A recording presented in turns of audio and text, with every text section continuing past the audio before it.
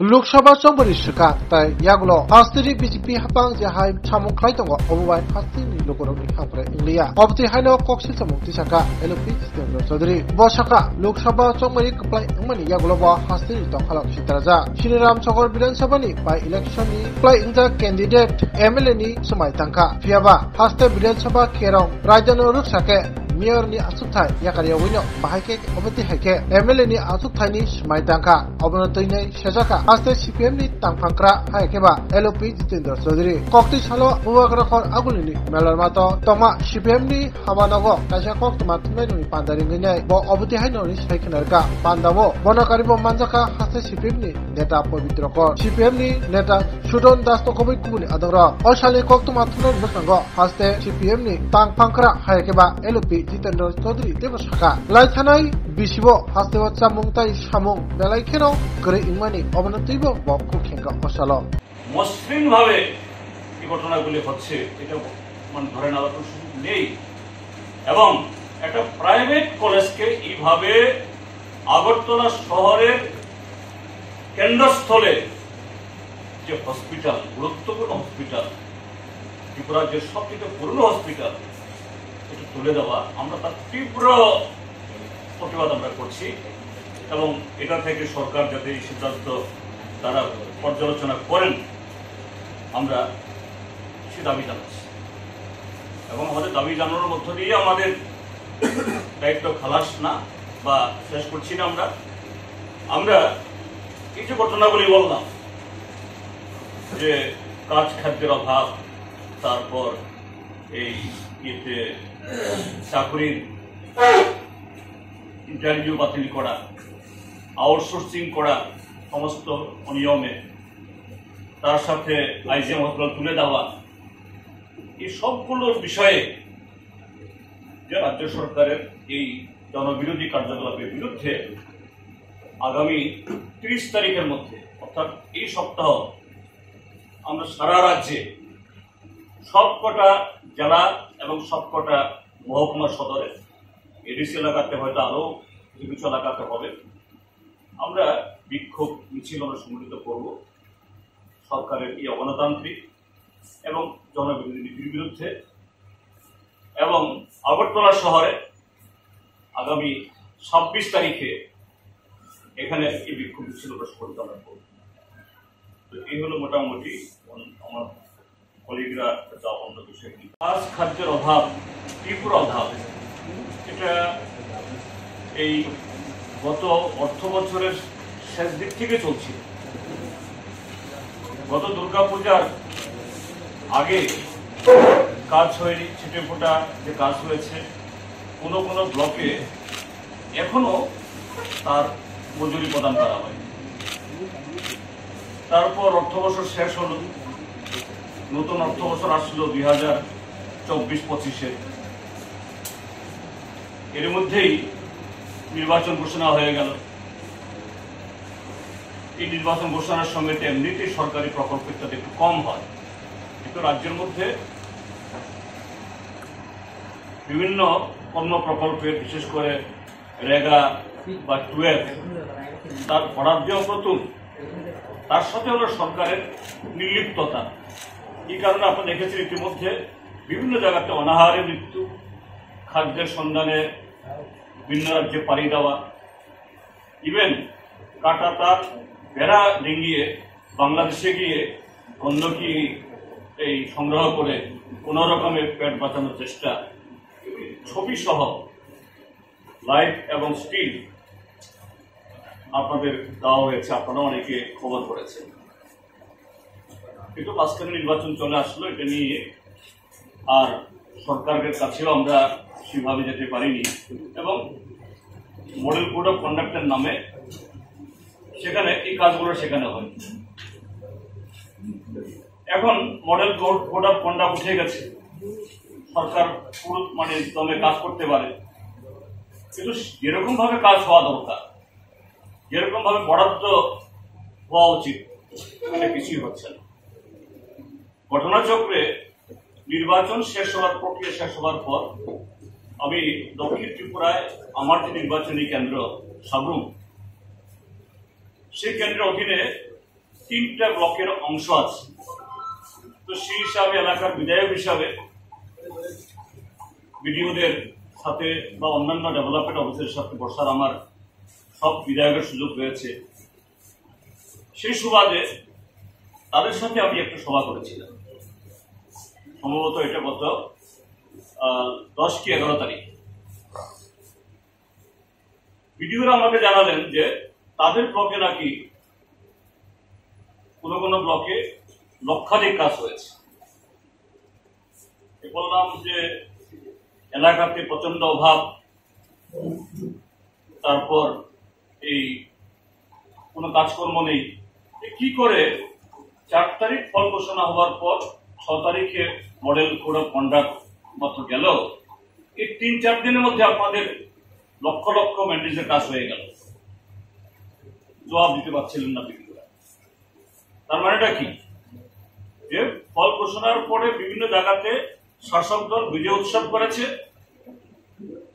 এবং সেই বিজয় উৎসবের নামে এই রেগার অর্থ গুলিবিলি হয়েছে। যেরকম শুধু দক্ষিণ ত্রিপুরা না, রাজ্যের বিভিন্ন জায়গাতে বিভিন্ন প্রকল্পের অর্থ কিভাবে তারা পার্টির বিভিন্ন কর্মসূচিতে অংশগ্রহণ করিয়ে নয়ছয় তারা করছে। তার যে সবটাই সাধারণ মানুষ তাদের এই প্রোগ্রামে অংশগ্রহণ করে তারা পান তা না, এর একটা ভালো অংশ চলে যায় যারা কর্তা ব্যক্তি, স্থানীয় এদের।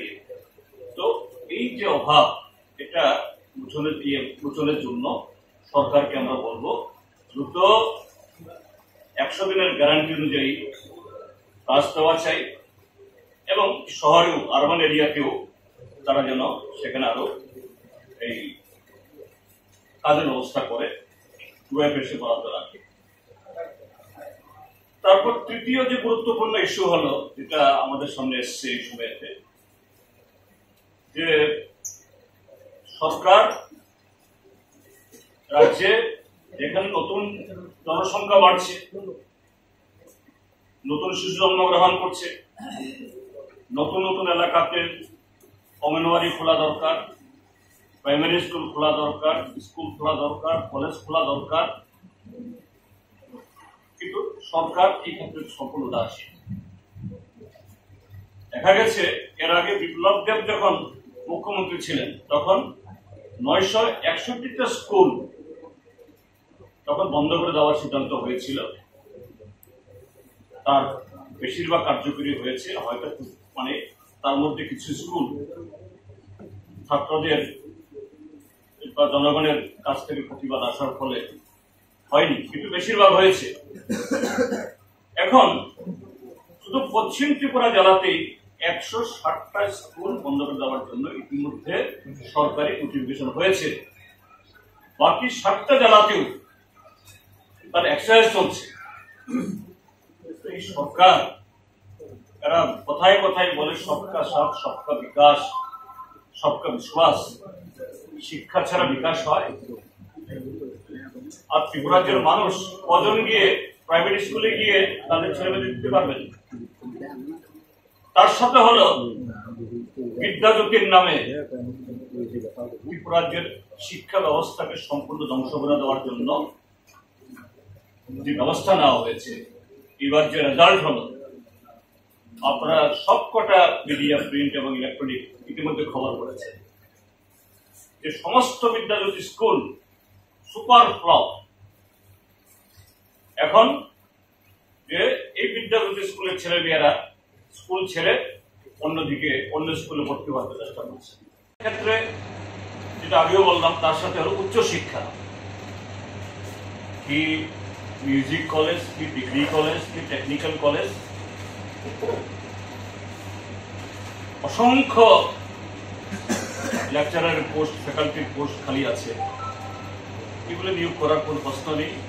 টিপিএসসি কে দেওয়া হয়, কদিন বাদে আবার রেজাল্ট করা হয়। এখানে শেষ না, এই সমস্ত কলেজগুলো চালানোর জন্য যখন টিচার নেই তখন যে গেস্ট লেকচারার দিয়ে চালানো হয়।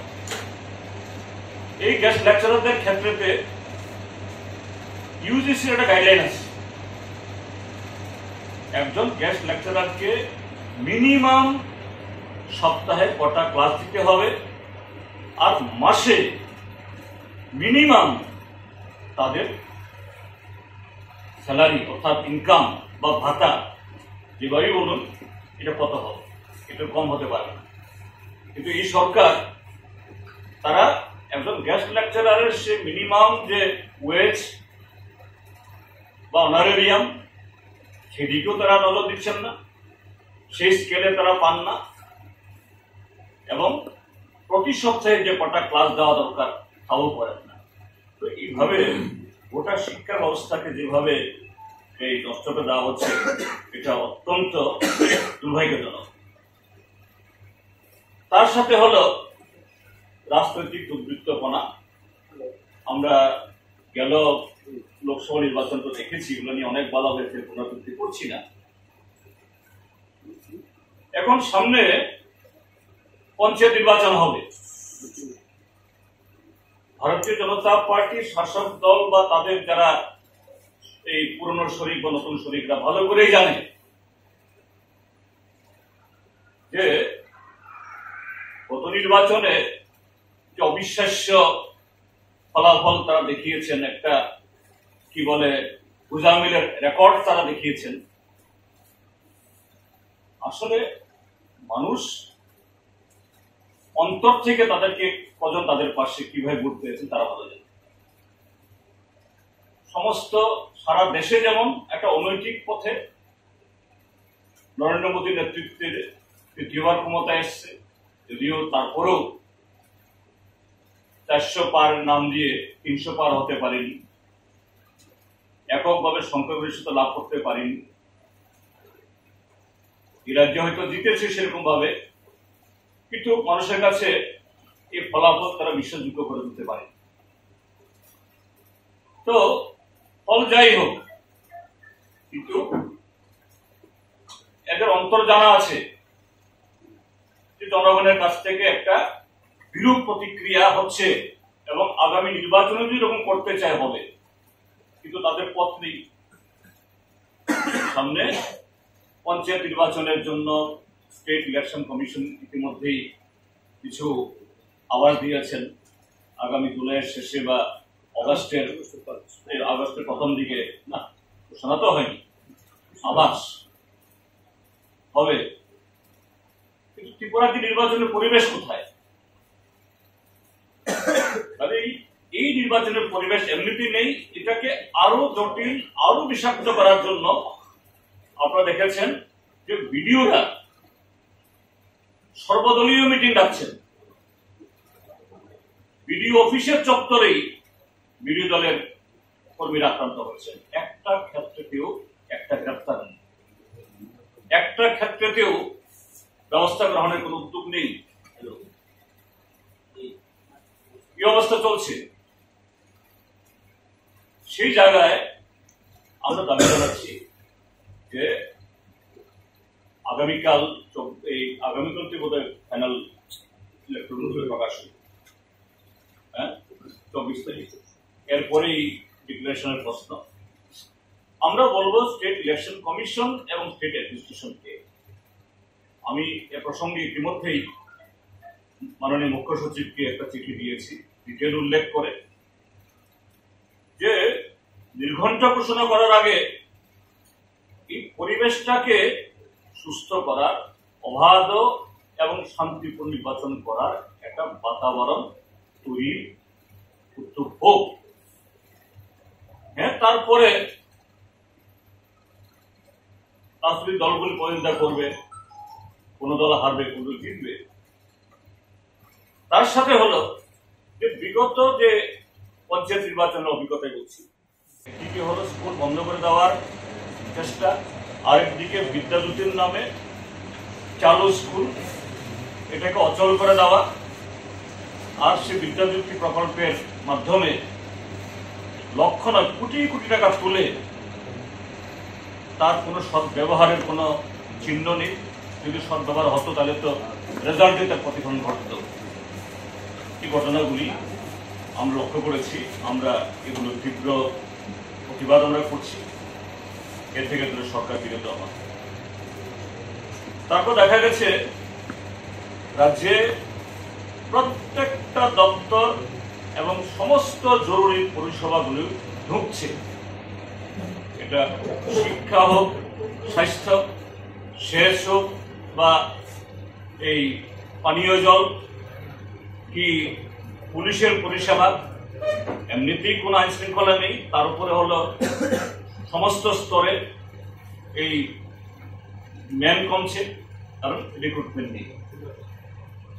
দুর্ভাগ্যে গত 3 বছরে এক একটা দপ্তরের যে রিক্রুটমেন্ট হবে, ইন্টারভিউ হবে নামে একই সংখ্যা, একই দপ্তর, একই পদ দিয়ে মন্ত্রীরা 2বার 3বার করে ক্যামেরার সামনে আসেন, বিজ্ঞাপন দেন, ফলাও করে ছবি ছাপেন, তার সামান্য কিছু ইন্টারভিউ হয়, তারপরে রিটেন টেস্ট হয়, কিন্তু তার আর ফল প্রকাশ হয় না। টিপিএসসি সহ জানি কালে টিপিএসসি অল্প কিছু এরকম তাদের পরীক্ষার রেজাল্ট বের হয়ে করেছে, কিন্তু বেশিরভাগ ক্ষেত্রে আমরা দেখছি এই ইন্টারভিউ বাতিল করে দেওয়া হচ্ছে, ইন্টারভিউ রেজাল্ট প্রকাশ করা হচ্ছে না, এবং কোন কোন ক্ষেত্রে এই সমস্ত পার্মানেন্ট পদের এগেনস্টে টেম্পোরারি পোস্ট ক্রিয়েট করে সেখানে আউটসোর্সিং এর নামে বহিরাজ্যের ছেলে মেয়েদেরকে অবৈধভাবে, অবৈধ নানা ধরনের অবৈধভাবে নিয়োগ করার মধ্য দিয়ে একদিক থেকে এই যে ডেপথ অফ ম্যান পাওয়ার এটা মিটছে না, পরিষেবা মুখ থুবড়ে পড়ছে, আরেকদিকে হলো ঘোটালা, আর সবচেয়ে বড় হলো রাজ্যের যে বেকার সমস্যা। সারা দেশের মধ্যে centre for monitoring of Indian economy তাদের যে প্রকাশিত তথ্য, হরিয়ানার পর ত্রিপুরার যে highest number of unemployment, highest percentage of unemployment, আর এই যদি গভর্নমেন্ট অ্যাটিটিউড হয় তাহলে বেকারদের ভবিষ্যৎ নিয়ে তাচ্ছিল্য যেন সরকারের কাছে এটা জলবাদ হয়ে গেছে। আমরা এর তীব্র প্রতিবাদ করছি, এবং এই যে এই আউটসোর্সিং করার যে চেষ্টা, কতটুকু তারা মানে যাচ্ছেন আপনারা দেখেছেন যে ত্রিপুরা বিধানসভা একটা আইনসভা, ত্রিপুরার যে এই বাজেট নয়, শুধু সমস্ত দিক থেকে আলোচনার একটা পবিত্র স্থান, গুরুত্বপূর্ণ স্থান। সারা বছর বিধানসভা অধিবেশন হয় না, কিন্তু যে কটা অধিবেশন হয়, যদিও অধিবেশন তো এখন করে নিল সেরকম, তারপরও তার প্রত্যেকটা শাখা প্রশাখায় প্রয়োজনীয় লোক থাকা দরকার। তার জন্য অ্যাডভার্টাইজমেন্ট হয়েছিল কদিন আগে, এই সাম্প্রতিককালে এটাও ক্যান্সেল করে দেওয়া হয়েছে, এবং শোনা যাচ্ছে এখন 35-40 জন এরকম আউটসোর্সিং এর লোক নেওয়া হবে, অর্থাৎ ব্যাকডোর দিয়ে, পেছনে দরজা দিয়ে তাদেরকে ঢুকিয়ে যে নিয়মিত স্কিল, এই সমস্ত সাবজেক্টে যারা পারদর্শী এদেরকে নিয়োগ করার যে প্রয়োজন, এটাকে সম্পূর্ণ মানে ইগনোর করে এই ঘটনা করা হচ্ছে। বিশাল মানে বিধানসভার মতো জায়গার সাথেও সরকার এটা ভূমিকা গ্রহণ করছে। এনএলএফটি টাইগার্স সন্ত্রাসবাদী গ্রুপ তাদের মোকাবেলায় গুরুত্বপূর্ণ ভূমিকা পালন করেছে। বামফ্রন্ট সরকারের সময়তে তাদের একটা ভালো অংশ, তাদের বয়স বা এই মাপ যুগে ঠেকেছে, তারা পুলিশ বা অন্যান্য দপ্তরে তারা রেগুলার গেছেন, কিন্তু যাদের একটু বয়স বেশি বা সেরকম ভাবে শারীরিক মাপদণ্ডে টিকেননি, তারা এই এসপি হিসেবে রয়েছে। এখনো বোধ হয় সংখ্যাটা 5000-এর কম না, বা কাছাকাছি কম। তাদের ক্ষেত্রেতেও তারা একটাই রকম কোর্টের রায় পেয়েছেন বলে আপনাদের পত্রিকা দেখেছি। এটাও সরকার তাদেরকে দিচ্ছেন, এই মানে বাড়তি অর্থ দিচ্ছেন। ঠিক তেমনি ত্রিপুরা জুট মিলসের কর্মচারীরা তারা সুপ্রিম কোর্ট থেকে তারাও ভার্ডিক্ট পেয়েছেন, তাদেরকে সেই বর্ধিত হারে তাদেরকে বেতন ভাতা পেনশন দিতে হবে। এই ক্ষেত্রটিও গভর্নমেন্ট নানাভাবে এগুলাকে প্রায় মানে না দিয়ে কিভাবে পাওয়া যায় ঠেকিয়ে রাখছে। সবগুলো মিলিয়ে আমাদের এই যে আগামী 30 তারিখ অবধি যে আমাদের আন্দোলন, এই সমস্ত বিষয়গুলো নিয়ে আমরা একটা দাবি সনদ তৈরি করে সরকারের কাছে আমরা রাখবো বা এই আওয়াজ আমরা তুলব।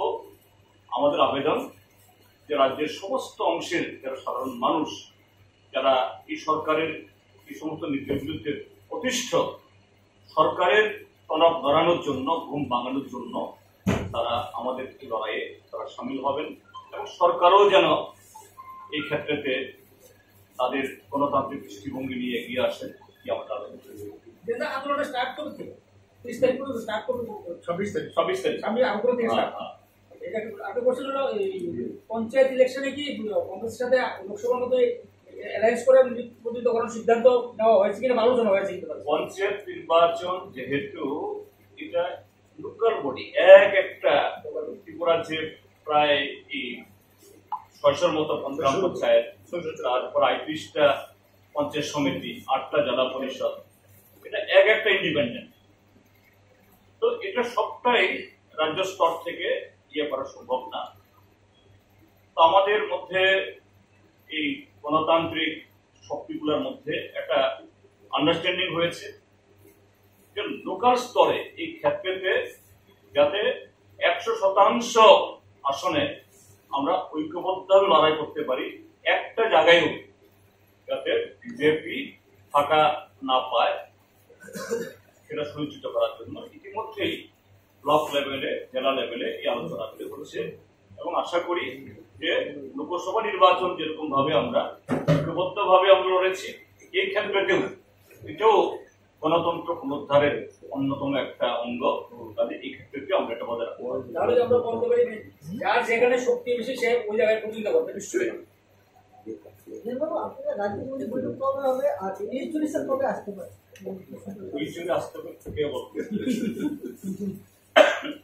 রাজ্য কমিটি মিটিং করবো আমরা। আমাদের যে লোকসভা নির্বাচন এবং বিধানসভা উপনির্বাচনের ফলাফলের একটা প্রাথমিক পর্যালোচনা রাজ্য লেভেলে আমরা ইতিমধ্যে আমরা করেছি এবং এর উপরে ভিত্তি করে অনেকগুলি কর্মসূচিও আমরা নিচ্ছি। এখন আমাদের পার্টি শুধু রাজ্যের ভিত্তিতেই তার এই পর্যালোচনা সীমাবদ্ধ রাখবে না, জাতীয় পর্যায়েও যেহেতু লোকসভা, তার পর্যালোচনা হবে আগামী 28, 29 এবং 30শে জুন। ওইখান থেকে ফিরে এসে আমরা জাতীয় এবং রাজ্যের চূড়ান্ত পর্যালোচনা আমরা করব এবং এই জায়গাতে শুধু শাসক দলের তরফ থেকে গণতন্ত্র হত্যার চেষ্টা, হত্যা তো করেছি, চেষ্টা কেন, হত্যা তো করেইছি, তার মাত্রা এবং অবশ্যই এটা শুধু শাসক দলের বেপরোয়া গণতন্ত্র বিরোধী কার্যকলাপ বলবো না, আমরা সেলফ ক্রিটিক্যালি এটাও বলতে চাই যে আমাদেরও দুর্বলতা রয়েছে কোথাও কোথাও। এই দুর্বলতাগুলো কি, এগুলি চিহ্নিত করার মধ্য দিয়ে আগামী দিনে কর্মসূচি গ্রহণ করবো। আবার সেখান থেকে ফিরেই যে জুলাইয়ের প্রথম সপ্তাহে করবো, যেটা এগুলো ফিক্স হয়। ইউজিসি পরীক্ষা যদিও শেষ পর্যন্ত বাতিল করেছে এবং গতকালকে দেখলাম এই যে প্রবেশিকা পরীক্ষা, ডাক্তারি পরীক্ষার যিনি নিয়ামক ছিলেন আরএসএস এর একজন নেতা, ওনাকে বাতিল করেছেন কালকে। এই সরকার প্রথম এসে যেভাবে এইভাবে গোটা দেশে লক্ষ লক্ষ যারা ডাক্তারি পড়াশোনা পড়বেন, প্রবেশিকা পরীক্ষা দিয়েছেন, তাদের জীবন নিয়ে ছেলেখেলা করা, ইউজিসির পরীক্ষা যারা দেবেন তার জীবন নিয়ে ছেলেখেলা করা, সুপ্রিম কোর্টের হস্তক্ষেপে আবার সেখানে একটু পরীক্ষা হচ্ছে, এইগুলো তার সঙ্গে যুক্ত হবে। এবং আরেকটা হলো ত্রিপুরায় কোনো পোস্ট নেই। আপনারা দেখবেন এমপ্লয়মেন্ট এক্সচেঞ্জ যেটা সাইনবোর্ড আজকে আমি দেখে আসলাম, বেসরকারি কোম্পানিতে যারা যারা যেতে চান নাম লেখা, সরকারি দপ্তরে বেসরকারি সংস্থার ওকালতি, তার কমিশন খেয়ে তাদেরকে নিয়োগ করা, কোথায় গেছে একটা সরকার। আর যে শান্তিনিকেতন ইউনিভার্সিটি আর এই মেডিকেল কলেজের যে ব্যাপারটা অ্যাপ্লিকেশন, আমরা দেখলাম একটা কাগজ, ত্রিপুরার কাগজও, এবং এটা আমি খবরও নিয়েছি, পশ্চিমবাংলার বিজেপি যিনি সভাপতি এবং এখন মন্ত্রী, তিনি চিঠি দিয়ে বিরোধিতা করেছেন এটাকে যাতে সেন্ট্রাল গভর্নমেন্ট অনুমোদন না দেয়। আর এখানকার এখানে আমাদের মুখ্যমন্ত্রী সহ যারা তাদের ইয়েতে এই কলেজ, সেখানে হাজার হাজার কারি জমি, রাবার বাগান এই ডুকলি এলাকাতে, সেখানে ধ্বংস করে চুর করে জবরদস্তি করে জায়গা নিয়েছে। একজন রেগুলারলি তার বিভিন্ন প্রোগ্রাম, বাইরে থেকে লোক আনছেন, এই আনছেন, সে আনছেন, প্রচার করছেন। এটা কলেজ তারা জানে না, সুপার জানে না, হসপিটাল তারা ভিজিট করছে, কথাবার্তা বলছে, কোথায় গেছে একটা প্রবলেম। সরকারের অস্তিত্ব আছে বলে ভারতবর্ষের সরকার এবং ত্রিপুরা সরকার, এটাই তো প্রশ্ন দেখা দিয়েছে, সরকার তাকে এটা কি করে হয়। তাই এই প্রশ্নগুলো আমরা গোটা রাজ্যেই প্রতিবাদ হবে, আমরা সবাইকে বলবো এবং আপনাদের কাছে অনুরোধ করব এগুলো আরো বেশি করে মানুষের কাছে নিয়ে যাওয়ার জন্য। আপনাদের এর আগেও আপনারা করেছেন, এই ভূমিকাটা ভালো করে করা